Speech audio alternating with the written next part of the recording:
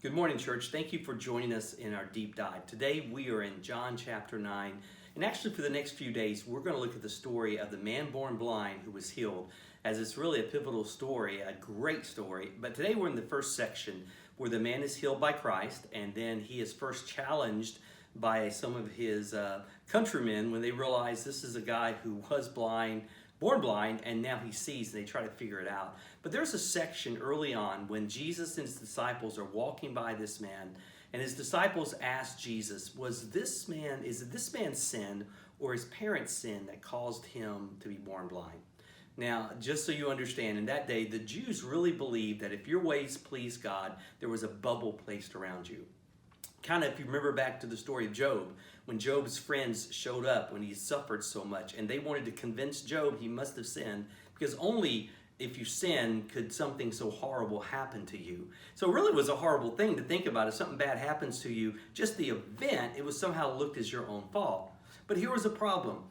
Sometimes there was a child born with a special need, or a child born like this with a disability, and what did they do? They could look at the parents and say, you must have sinned.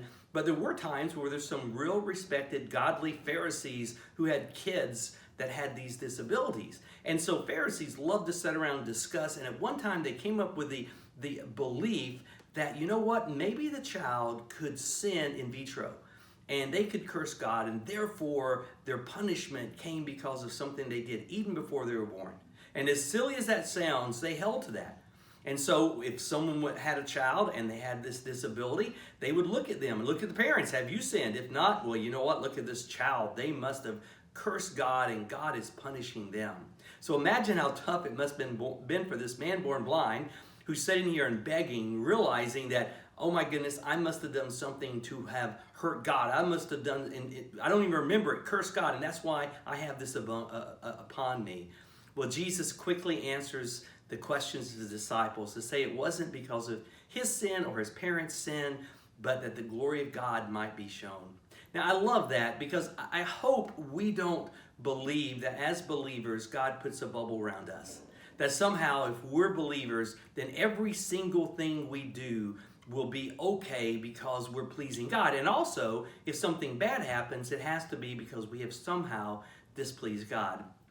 That just isn't true. See, this world isn't all there is. And sometimes bad things happen in a fallen world. Sometimes we suffer the effects, the free will choices of others. And it's not our responsibility. But you know, I think what Christ pointed out is God can still be glorified in whatever we go through.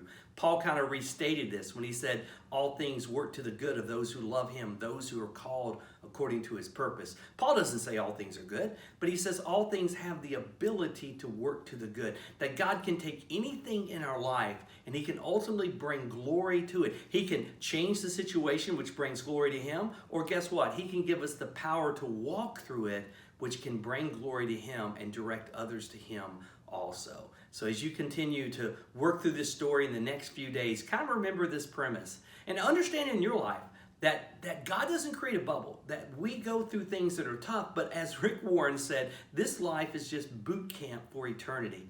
And it's not what happens to us, but what happens in us as we trust God, knowing that God is there, and no matter what happens, God cares.